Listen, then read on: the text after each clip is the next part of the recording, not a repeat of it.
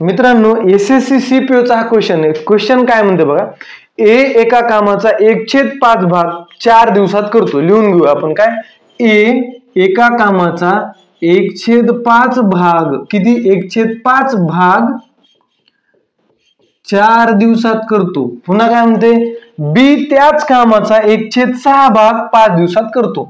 बी त्याच कामाचा 1/6 भाग 5 दिवसात करतो, तर ते दोघे मिळून ते काम किती दिवसात पूर्ण करतील असं आपल्याला विचारलंय। सिंपल आहे मित्रांनो, फक्त आपल्याला व्हॅल्यू फ्रॅक्शन मध्ये दिल्यात बघा। काय, ए एका कामाचा 1 भाग 5 पैकी 1 भाग 4 दिवसात करतो। किती, नीट वाचा बघा, 5 पैकी 1 भाग 4 दिवसात करतो। 5 भाग किती दिवसात करेल, 1 भाग 4 दिवसात, तर 5 भाग 20 दिवसात। म्हणजे ए पूर्ण काम किती दिवसात करतो, 20 दिवसात करतो। आलं। पुन्हा बी 1 भाग 5 दिवसात करतो, तर 6 भाग किती दिवसात करेल, 6 पंचे 30। आलं उत्तर मित्रांनो, सिंपल। काय, ए पूर्ण काम 20 दिवसात करतो, बी पूर्ण काम 30 दिवसात करतो। सिंपल आपली एलसीएम मेथड वापरायची। काय मित्रांनो बघा, आता ए 20 दिवसात करतो, बी 30 दिवसात करतो।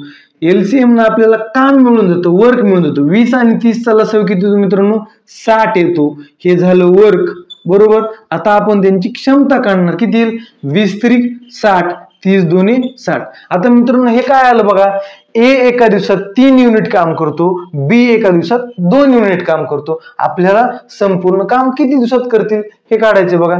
पूर्ण काम आहे 60 आणि दोघांची क्षमता आपल्याला एकत्र करावं लागेल, का दोघं काम एकत्र करतात।